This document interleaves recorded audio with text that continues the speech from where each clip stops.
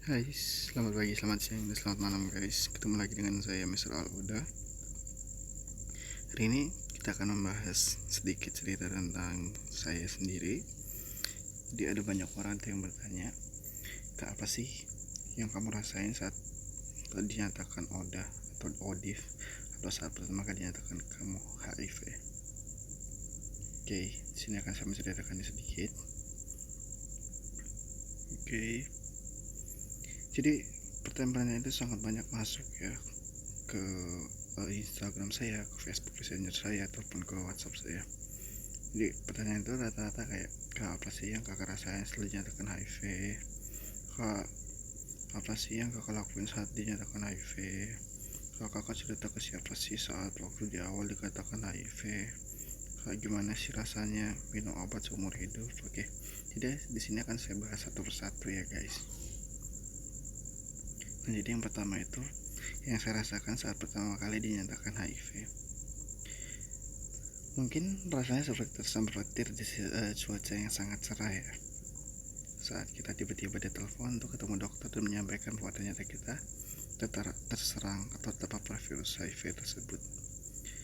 Saya juga awalnya stres karena saat itu di satu sisi lain saya harus lanjut karena saya harus berangkat ke kapal pesiar. Namun satu sisi juga perusahaan yang meragu saya tidak akan menerima saya. Sisi yang lain lagi, dokter meminta untuk melakukan pengecekan dengan 3 metode langkah yang mana biayanya sangat lumayan cukup besar ya guys. Namun setelah saya tarik nafas panjang-panjang dan saya mulai menenangkan diri saya sendiri, dan saya mencoba untuk berdamai dengan diri saya sendiri, dan saya mencoba untuk tidak mencari-cari kesalahan orang lain dalam apa yang telah terjadi di hidup saya itu, alhamdulillah saya bisa menerima cobaan yang diberikan Allah, karena saya yakin cobaan yang diberikan itu tidak akan lebih berat dari kemampuan yang kita miliki. Intinya kita harus tetap optimis, tetap semangat, dan tetap percaya diri, yakin dan percaya kalau HIV bukan akhir dari kehidupan. You are not alone guys. Kita bareng-bareng ngadepinnya. Kita banyak di sini. Jadi jangan pernah takut, jangan pernah sedih. Kalau udah dinyatakan HIV, tetap tegar ya. Baik, pertanyaan kedua yang selalu masuk itu, apa sih kak yang dilakukan saat dinyatakan HIV itu? Jadi gini, memang sih saat mengetahui kalau kita mengidap HIV, dunia terasa hancur. Dan berdasarkan pengalaman pribadi saya, hal ini sangat ampuh dan tidak ada salahnya kalau teman-teman ikut nyoba juga ya. Jadi pertama-tama saya itu melakukan pengecekan dengan metode lain seperti yang diajarkan oleh dokter, atau kalau dokter yang nggak menganjurkan itu mungkin kita bisa mengajukannya kepada dokter tersebut. Selanjutnya kita tarik nafas dalam-dalam, beri waktu pada diri untuk menerima kenyataan yang pahit, dan beri diri juga waktu untuk memproses berita tersebut. Tapi namun pastikan Anda untuk tetap tenang dan berpikir positif. Semakin cepat Anda mengambil tindakan, maka semakin besar kemungkinan Anda memiliki hidup yang sangat panjang dan sehat. Selanjutnya, jika memang Anda dinyatakan benar-benar positif setelah melakukan serangkaian tes oleh dokter yang bersangkutan, cari tahu dulu apa sih yang dimaksud dokter tersebut. Mungkin teman-teman bisa mencari tahunya melalui sumber-sumber yang lebih terpercaya. Mungkin bisa dari website, dari Google, dari YouTube, seperti yang sekarang teman-teman lakukan. Nah, setelah melakukan serangkaian tes, maka lakukan tes dasar untuk mendapatkan evaluasi medis secepatnya. Karena kalau kita lebih cepat untuk mendapatkan tindakan medis, itu resiko untuk menularkan ke orang lain itu lebih sedikit, dan resiko untuk kita bisa hidup lebih sehat itu akan lebih besar gitu aja teman-teman ya. Lalu Anda juga atau teman-teman juga atau saya pada khususnya menjaga kesehatan diri dan melakukan papan status kepada orang-orang tertentu. Nah, siapa sih orang-orang yang harus dikasih tahu? Mungkin di video saya teman-teman udah pada nonton. Yang di video sebelumnya kita tuh harus kasih tahu ke, misalnya ketika kita mau buat tato, kita harus kasih tahu tuh ke tukang tato yang mau nato kita. Nah yang kedua, kita juga misalnya mau pergi ke dokter gigi atau kita lagi di tempat-tempat untuk menjalankan kesehatan, kita harus kasih tahu tuh ke dokternya kalau kita HIV ataupun ODIF. Nah jadi setelah kita kasih tahu kayak gitu, mungkin mereka semua itu akan biasa aja dan akan mengambil langkah yang lebih tepat untuk kita gitu. Jadi mereka itu nggak kasih langkah sembarangan gitu. Jadi kayak mereka akan lebih sterilisasi, terlebih dengan barang-barang yang telah kita gunakan. Karena kan kayak kita ke tempat-tempat kesehatan itu, misalnya kita ditusuk pakai jarum gitu ya, nah itu mungkin dokternya bisa langsung ganti atau disterilisasi atau apalah. Mungkin kalau teman-teman dokter atau ada perawat di sini, mungkin kalian lebih ngerti daripada saya. Atau mungkin ke tukang tatonya, supaya tukang tatonya juga lebih rajin dan lebih paham. Mungkin setiap ada orang nato langsung ganti jarumnya gitu. Oke, itu aja ya. Selanjutnya, Kak, cerita ke siapa sih setelah dinyatakan HIV itu? Nah, jadi untuk pengalaman pribadi saya sendiri, saat awal saya didiagnosa menjadi seorang ODIF itu atau ODA, jadi saya tidak berani menceritakan apapun kepada siapapun, sampai dimana titik jenuh itu tiba dan perasaan saya sangat gundah. Karena saya datang untuk pada salah satu sahabat saya itu perempuan, sama-sama dari kapal dan saya dari kampus yang sama. Jadi cerita kita satu alma mater gitu. Nah awalnya saya sangat takut buat bercerita sama dia, tapi ya mau gimana lagi, saya nggak punya teman cerita lain.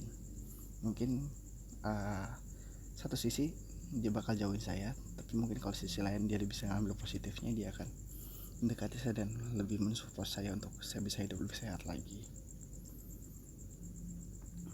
Nah setelah saya cerita ke dia, alhasil ternyata dia itu nggak jauhin saya, malah dia kayak ngasih support gitu, supaya saya bisa hidup lebih sehat dan saya bisa berdamai dengan diri saya sendiri gitu. Jadi saya jadi kayak bangga gitu sama dia karena apa yang dilakukan dengan dia. Nah setelah kejadian cerita dengan salah satu sahabat saya, maka saya mencoba untuk berterus terang kepada beberapa sahabat saya yang lain, dan mereka semua alhamdulillahnya mereka kasih dukungan yang positif, asal kita ngerti nih cara nyampeinnya gimana gitu.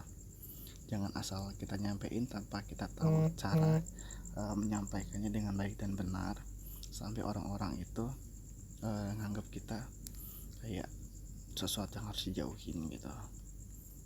Oke, jadi di sini bagi teman-teman aku, sahabat-sahabat aku yang sama-sama pelaut, yang sama-sama meniti karir di tahun 2019 dulu, aku rindu kalian guys. Aku benar-benar rindu kalian. Salam rindu sahabat jangkarku. Setelah itu ada pertanyaan lagi, Kak, gimana sih rasanya minum obat atau konsumsi obat seumur hidup? Jadi gini guys, aku sih nggak pernah nggak pernah menyikapinya kalau aku itu sedang minum obat selama seumur hidup.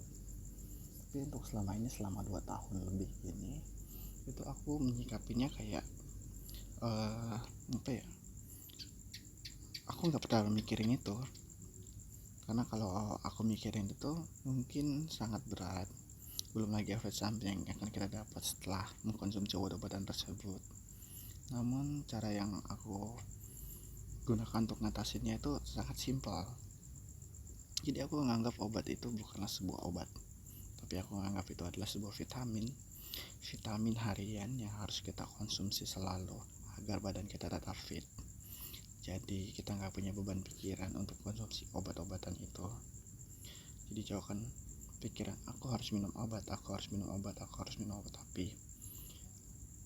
coba tekankan di diri teman-teman, aku bukan minum obat, tapi aku minum vitamin untuk kesehatanku. Intinya sih teman-teman harus tetap tenang seperti yang aku lakuin. Tetap tenang, percaya jika dengan itu kita mampu menekan virus dan mampu untuk bertahan hidup lebih lama, bahkan untuk berumah tangga, sehingga kita bisa memiliki keturunan. Teman-teman juga nggak usah takut. Misalnya teman-teman positif, setelah itu teman-teman pengen punya pasangan. Ketika teman-teman punya pasangan dan teman-teman nggak ngerti cara nyampeinnya ke pasangan, mungkin teman-teman bisa bawanya pasangan teman itu ke tempat teman-teman konsul setiap bulannya, atau tempat teman-teman ngambil obat setiap bulannya. Nanti dokter yang ada di sana atau teman-teman yang ada di sana akan membantu teman-teman itu buat ngejelasin ke pasangannya teman-teman gitu. Jadi nggak usah takut buat cara jelasinnya. Terus teman-teman juga nggak usah takut, aku pengen rumah tangga tapi aku takut ntar istriku ketularan atau suamiku ketularan, atau teman-teman pikir ntar anakku ikutan ketularan. Nggak usah takut. Ketika teman-teman udah terapi ARV itu, ketika teman-teman udah ngejalaninnya, ketika nanti dicek kembali untuk viral load dan CD4 nya itu sudah undetected, teman-teman bisa menikah, bahkan teman-teman bisa memiliki keturunan dengan resiko menular lebih kecil, bahkan tidak sama sekali. Jadi gitu ya teman-teman, mungkin itu aja sharing singkat dari cerita hidup saya sedikit, dan itu mungkin hanya menjawab sedikit pertanyaan dari teman-teman ya. Terima kasih ya teman-teman yang udah mau singgah dan mampir di channel saya ini. Dan untuk video kedepannya saya akan membahas lagi sedikit perbedaan dari HIV, perbedaan dari HIV dan AIDS maksud saya, ODA dan ODIF, CD4 dan viral load. Jadi karena kan banyak teman-teman itu yang sangat sering menyamakan hal-hal tersebut, yang pada dasarnya sebenarnya hal-hal tersebut itu sudah jelas-jelas berbeda. Jadi nanti di video selanjutnya saya akan coba bantu jelaskan untuk teman-teman supaya teman-teman ngerti gitu ya teman-teman. Jadi untuk video kali ini itu aku memang berasal dari pengalaman pribadiku sendiri. Jadi aku nggak ada cantumin website atau sejenisnya kayak biasanya di video-video sebelumnya. Untuk nextnya mungkin aku akan lebih sering lagi untuk update video tentang cerita pribadiku sendiri. Jadi segitu aja untuk video hari ini. Terima kasih. Salam sehat, salam ODIF, dan salam pita merah. Terima kasih teman-teman yang sudah singgah. Jangan lupa untuk like, subscribe, dan share video ini supaya kita bisa sama-sama saling berbagi. Terima kasih.